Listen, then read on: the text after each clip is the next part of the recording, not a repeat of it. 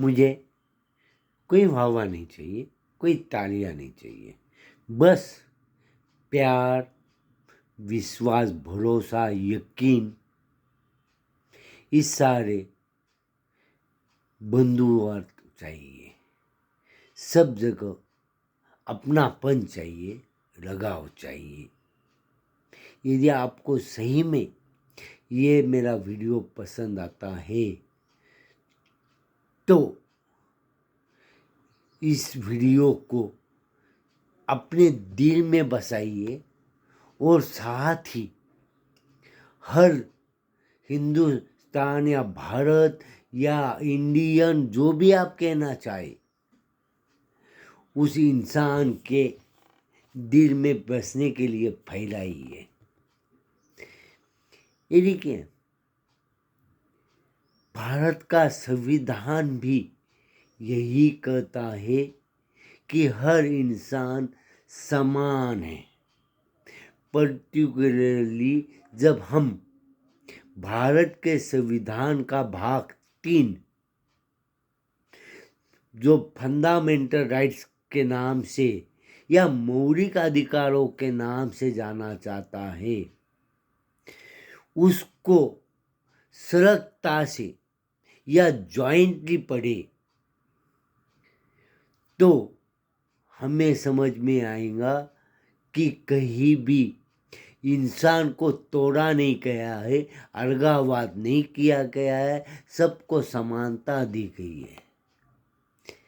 संविधान का आर्टिकल 13 कहता है कि जो भी कानून, प्रथा, रूढ़ी, परंपराएं वगैरह वगैरह जो भी संविधान के उस भाग के खिलाफ होगा वो शून्य होगा, वॉइड होगा।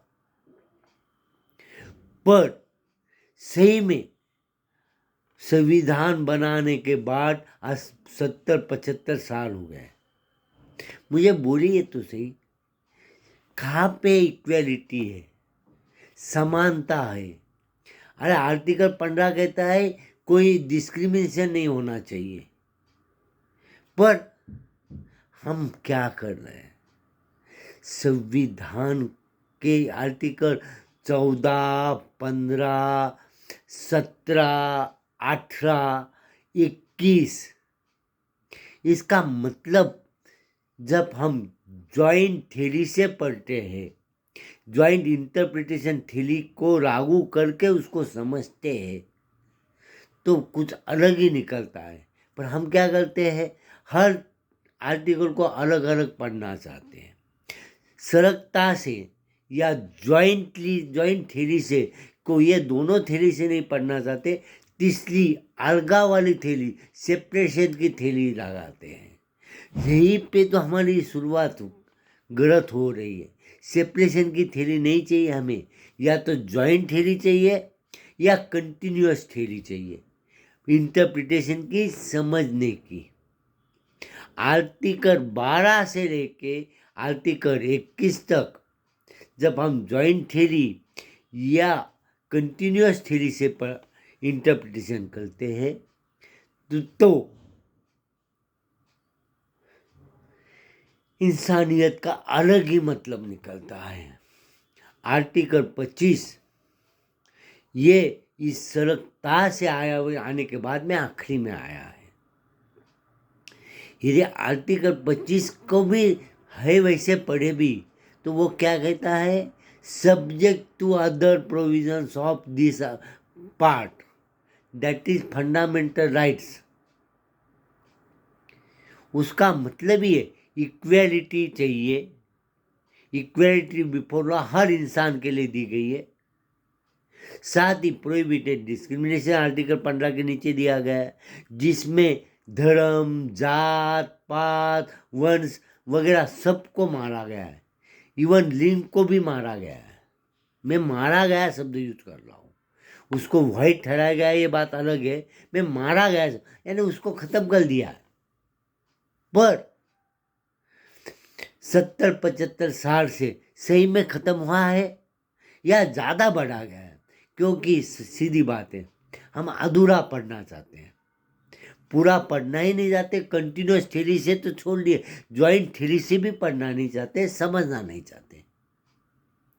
जब हम ज्वाइंट थ्योरी का सही लगाव करोगे, सही लागू करोगे, दिल में बसाओगे, अरे संविधान की पूजा करोगे, पर्टिकुलरली फंडामेंटलाइज चैप्टर की पार्ट 3 की रोज पूजा करोगे, तो बाकी धर्म ग्रंथ की जरूरत ही नहीं पड़ेगी, क्योंकि सबसे अच्छा धर्म ग्रंथ ये भाग 3 है संविधान का। पर हम उस भाग 3 को पढ़ना सही ढंग से अब तक पढ़े भी नहीं है। जो जिन्होंने पढ़े हैं उन्होंने सही अलग अलग करके पढ़े, ज्वाइंट थ्योरी से भी नहीं पढ़े, कंटिन्यूस थ्योरी से भी नहीं पढ़े। समझने की बात तो अलग ही है। इंटरप्रिटेशन जो होता है वो ज्वाइंट थ्योरी या कंटिन्यूस थ्योरी से होता है, तो सही मतलब निकालने को, सही न्याय देने को भी लागू होता है। पर हम सेपरेट थ्योरी को इतने सालों से करते हैं। अभी बहुत से जजमेंट ज्वाइंट थ्योरी के बेस पे हो रहे हैं, जैसे right of privacy.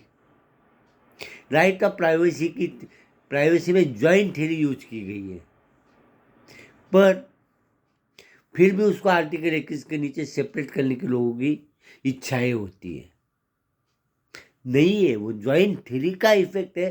Privacy, right of privacy हर इंसान को राइट ऑफ प्राइवेसी है। उसमें भी आर्टिकल 25 का उल्लेख है कि चॉइस है। आर्टिकल 25 में आप बंधन नहीं कर सकते, फ्रीडम दिया गया है, आपको जो चुनना है वो चुनिए। पर आप खून के नाम पे, कोख के नाम पे उस पर लागू करोगे किसी को भी, तो कैसे चलेगा। हर घर में का भाई बहन भी अलग अलग धर्म का आकलन कर सकते हैं, उपयोग कर सकते हैं, उसके रहन सहन के हिसाब से रह सकते हैं। पर सिर्फ एक ही कंडीशन है, संविधान का पार्ट 3 आपको लागू होना चाहिए, उसके खिलाफ आप नहीं जा सकते, और वो इंसानियत की तरफ धकेलता है आपको। तो इंसानियत की तरफ जाइए ना, इंसानियत धर्म लीजिए। इंसानियत धर्म में प्यार आता है, भरोसा, यकीन आता है, विश्वास है जिसको हम बोलते हैं, अपनापन आता है, अपनापन का लगाव आता है, भाईचारा आता है, सामने वालों को जीने देने की इच्छाएं आती है, गुरु धर्म आता है, भाई बहन का धर्म आता है, बाप बेटे का धर्म आता है, बाप बेटी का धर्म आता है, माँ बेटे का धर्म आता है, माँ बेटी का धर्म आता है। ये सब धर्म जो है सही मायने में ये इंसानियत के धर्म है। मैं धर्म या संस्कार कहे, पर हम सिर्फ मानवता धर्म रख के यदि इन सब संस्कारों को मिक्स करके अपने हिसाब से जो उचित लगे, पर जो कोई भी अलगाववाद ना रखे, जिसमें संविधान का अलगाववाद भी परमिशन नहीं है। संविधान को हम सही मायने में आर्टिकल 15 को लेके, आर्टिकल 14 को लेके, आर्टिकल 17 को लेके, आर्टिकल 18 को लेके, आर्टिकल 21 को लेके जब हम आगे पढ़ते हैं, तो ही संविधान को हमने सही मायने में स्वीकारा है या ऐसा कहा जाएगा। हम सिर्फ कहते हैं लोगों का संविधान है, पर लोगों को उसको उन्होंने कोई किसी भी आदमी ने, किसी भी इंसान ने, किसी भी भारतीय नागरिक ने उसको दिल में बिठाया है उस संविधान को, ये तो कहीं दिखाई ही नहीं देता। सिर्फ न्यायाधीश लोगों ने या सिर्फ वकील लोगों ने अपने को उस बारे संविधान को मालूम होना चाहिए, और उन्होंने ही बताना चाहिए। ऐसा कुछ नहीं है, क्योंकि संविधान लोगों का है, हम लोगों का, हम नागरिकों का संविधान है। तो संविधान कितने जनों ने आप में से पढ़ा है? मुख्यतः संविधान का भाग 3 फंडामेंटल राइट्स कितने जनों ने पढ़ा है, समझा है?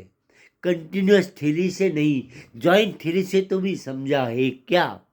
ये मेरा सवाल भी है और मेरा कहना भी है कि अपने किसी भी बच्चे को अपनी चीज़ें लागू या कंपल्सन करने के पहले उसको फ्रीडम दीजिए, क्योंकि संविधान भी कहता है मानवता के अधीन, इंसानियत को देखते हुए, इंसानियत तत्वों के अधीन हमने उनको सहूलियत, मुक्तता, फ्रीडम देनी चाहिए। सिर्फ भारत देश का सार्वभौमत्व संभाल कर आप ही सोचिए क्या सही है, क्या बुरा है। पर मेरे हिसाब से तो भी हर राजकीय राजनेता या धर्म नेता जब यह संविधान पढ़ के उसको दिल में बसाए तो उस वक्त भारत का हर नागरिक सही मायने में फ्रीडम पावेगा, अन्यथा नहीं। क्योंकि राजनेता और धर्म नेता यदि संविधान समझते हैं, जॉइंट थ्योरी से हो, कंटिन्यूअस थ्योरी से हो, उसको समझ के इंटरप्रिटेशन करके जब हर लोगों को समझाते हैं तो अलगाववाद नहीं रहेगा। यह धर्म अलग, वो धर्म अलग की बात नहीं रहेगी। हर एक को साथ में लेके प्यार, विश्वास, यकीन, भरोसे के साथ ही अपनापन, सबको खाने पीने के लिए एक अलग फ्रीडम, सबकी तबीयत अच्छी रहेगी इसके लिए फ्रीडम, भावना अच्छी रहेगी इसके लिए फ्रीडम, ये सब चीज़ें आ पाएगी। आप ही सोचिए आपको क्या उचित लगता है।